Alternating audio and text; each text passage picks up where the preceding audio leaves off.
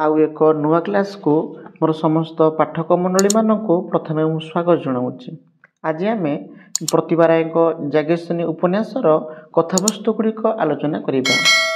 जाज्ञसेनी उपन्यासर कथावस्तु आलोचना करने पूर्व प्रथमे प्रतिभा राय संपर्क में जाणी रखा। पद्मश्री प्रतिभा राय 1943 मसीहा जनवरी मास 21 तारिख दिन जगतसिंहपुर जिला ओलाबुल ग्राम जन्मग्रहण करते। बापा नाम परशुराम दास एवं माता नाम मनोरमा। पिता द्वारा प्रतिष्ठित बालीकुदा हाईस्कल से पास करी हाईस्कल शिक्षा समाप्ति करथिले। पिता परशुराम इच्छा अनुजाई श्रीराम चंद्र भंज मेडिकल कॉलेज कटक रे नाम लिखाई दी जाइथिला। मात्र से रेभेन्सा महाविद्यालय विज्ञान पढ़िबा निमित्त आग्रह प्रकाश करथिले। विज्ञान रे स्नातक पर शिक्षा रे स्नातकोत्तर एवं शिक्षा मनोविज्ञान रे पीएचडी डिग्री लाभ करिसेंती। ओडिया सरकार शिक्षा विभाग रे अध्यापना करी 2004 मसीह सेना निवृत्त होइथिले। साहित्य सृजना तथा भारतीय संस्कृति को गभीर भाव भल पाउथिबारु तांको भारत सरकार 2007 मसीह पद्मश्री सम्मान रे सम्मानित करिसेंती। 1985 मसीह शिलापद्म उपन्यास निमित्त से ओडिशा साहित्य एकाडेमी पुरस्कार पाइथिले। जाज्ञसेनी उपन्यास निमित्त 1990 मसीह सारल पुरस्कार और 1991 मसीह मर्यादाजनक मूर्तिदेवी पुरस्कार पाइथिले। उल्लंघन गल्प पुस्तक निमित्त 2000 मसीह से केंद्र साहित्य एकाडेमी पुरस्कार द्वारा सम्मानित होइथिले। 2011 मसीह से सम्मानजनक ज्ञानपीठ पुरस्कार पाइथिले। यह सम्मान पाइबारे से प्रथम ओडिया महिला। ओडिशार ऐतिह्य परंपरा ग्रामीण संस्कृति सह गभीर भाव में जड़ित रहिछंती और ताहार वास्तव चित्र निज उपन्यास रे उपस्थित करने निमित्त सर्वदा यत्नमान थांती। ओडिशार जनजाति सह मध्य तांकर रहिछ गभीर संपत्ति। जनजाति संस्कृति और समस्या को नहीं से अनेक उपन्यास और गल्प रचना करिसेंती। समकालर भारतवर्ष से जड़े प्रतिनिधि स्थानीय लेखक भाव में सम्मान पाइछंती। संपत्ति ज्ञानपीठ पुरस्कार चयन समितिर से अध्यक्ष अटंती। प्रतिभा राय रचनावली संपर्क आम जाना। से रचना करथिबा उपन्यास पुस्तक गुड़िक होउची वर्षा बसंत वैशाख, अरण्य, निशित पृथ्वी, परिचय, अपरिचिता, पूर्णतया, मेघमेदुर, आशाबरी, अयम आरंभ, नीलतृष्णा, समुद्र स्वर, शिलापद्म, जाज्ञसेनी, देहातीत, उत्तर मार्ग, आदिभूमि, महामोह, मग्नमाटी, महाराणी पुत्र इत्यादि थिला तांकर जनप्रिय उपन्यास गुड़िक। गल्प संकलन पुस्तक गुड़िक होची सामान्य कथन, गंगशिउली, असमाप्त, ऐकतान, अनाबना, हाथबाक्स, घास आकाश, चंद्रभागा और चंद्रकला, अव्यक्त, इतिवृत्ति, हरितपत्र, पृथक ईश्वर, भगवार देश, मनुष्य स्वर, सरस्वती, उल्लंघन, निवेदन मिदन, गांधी, झोटी पका कांथ इत्यादि थिला तांकर गल्प संकलन पुस्तक गुड़िक कहले किछि अतुक्ति हेबो नाही।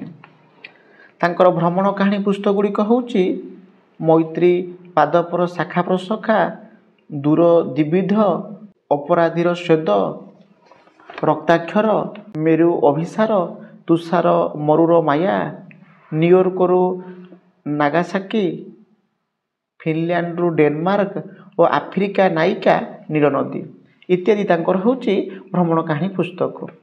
किशोर मानक निमित्त तांकर रचना होउची तिनी ओ स्तोद, सतसतिका मिछिमिछिका, कुणार सपन, आमे अनेक ठाकुर एक, पहाड़ उपरे घर इत्यादि तांकर किशोर मानक निमित्त रचना।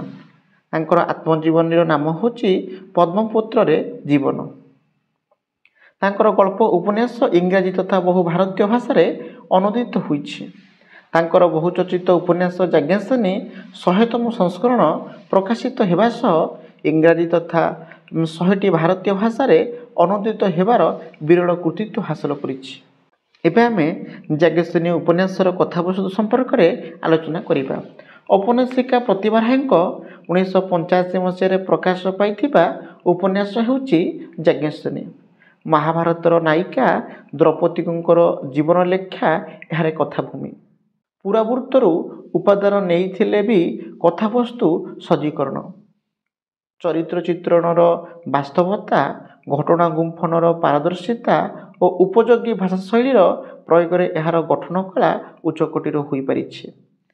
ମହାଭାରତର ମହାନାୟିକା ଯଜ୍ଞସମ୍ଭୂତା ଦ୍ରୌପଦୀଙ୍କର ଅଲୌକିକତା ଓ ଅସାଧାରଣତା ସାଧାରଣତାରେ ସ୍ୱୀକୃତ ବିଷୟ ହୋଇଥିବା ବେଳେ ପ୍ରତିଭା ରାୟ ମନେ କରିଛନ୍ତି ଦ୍ରୌପଦୀ ଦେବୀ ନୁହନ୍ତି, ସେହି ପାର୍ଥିବ ଜଗତର ରକ୍ତ ମାଂସର ଜଣେ ସାଧାରଣ ନାରୀ, କିନ୍ତୁ ତାଙ୍କର ଅନ୍ତଃସତ୍ତ୍ୱା ଅସାଧାରଣ।